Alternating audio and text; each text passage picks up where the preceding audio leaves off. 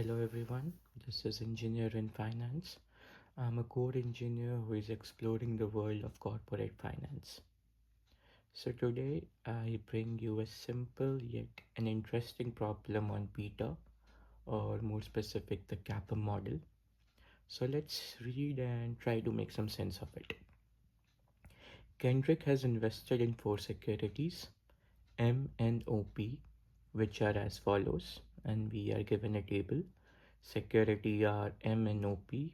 The amount invested are respectively 125k, 150k, 80k, and 145k. And the corresponding betas are given 0.6, 1.5, 0.9, and zero point 0.3. Then the question says, if T-bill carries an interest rate of 8% and market index yields 14%, then the part 1 of the question is asking what is the expected return from the portfolio, and part B is if investment in security O is replaced by investment in T-bill, what is corresponding change in portfolio's beta and return.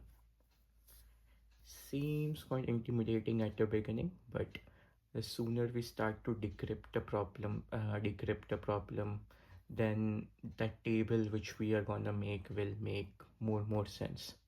So first try for yourself and see if you can do it. Okay, so before diving into the table making which I was talking about, let's decrypt it. So first of all, what is this T-bill? So basically, T-bills are the short-term debt instrument which are issued by the government, generally to raise money. So essentially, these assets are considered risk-free. So if I say the risk-free asset, it means that the beta of that asset is zero. You must have read about it in the portfolio theory. So T-bill are essentially the risk-free assets and their beta are zero. So this is the first decryption that we have done. The second decryption is about the rate of T-bill is essentially the risk-free return, which is RF. These are the parameters that will go in the CAPM model.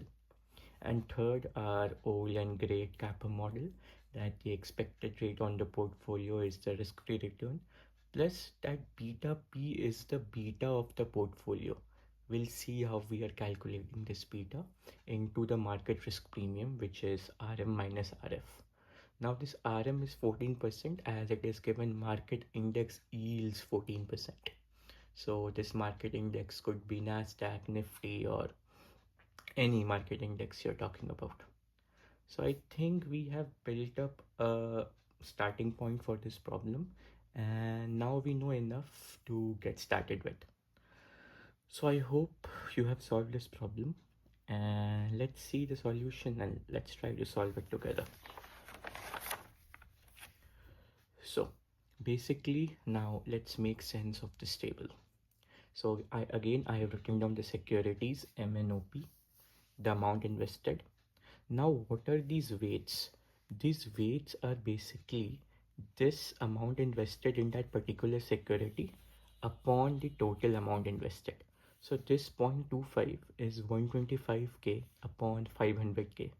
Similarly, this 0.3 is 150k upon 500k, and same as, and then this 0.16 and 0.29 are calculated on the similar fashion. See that these weights add up to 1 because we are taking this from the total, so it makes sense that it will add to 1. Now these beta are the betas of the individual securities. 0.6 was for M, 1.5 was for N, 0.9 was for O, and 1.3 was for P. Now we have calculated something known as weighted beta, which is basically the weights into the beta. So this 0.15 is essentially 0.25 into 0.6, which gives 0.15. This 0.45 essentially 0.3 into 1.5, which gives 0.45.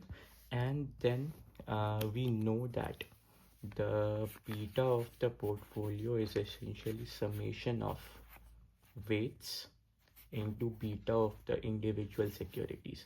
So using this concept, we have found out the beta of the portfolio by adding all these 4 terms, and it turns out to be 1.12. Now we know the risk-free return we know the return from the market index, and we know our beta portfolio. So let's put in all these in our great CAPM model, and we get the return as 14.73%.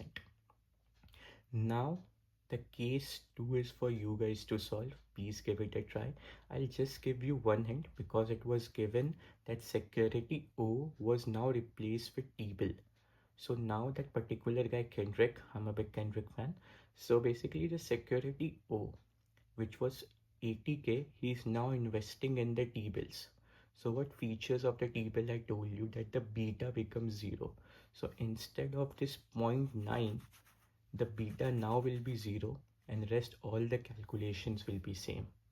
So please do that calculation, and I hope I was able to convey the problem properly. And if there is any doubt, you can ask me in the comment section. Thank you so much for your patience hearing. Thank you.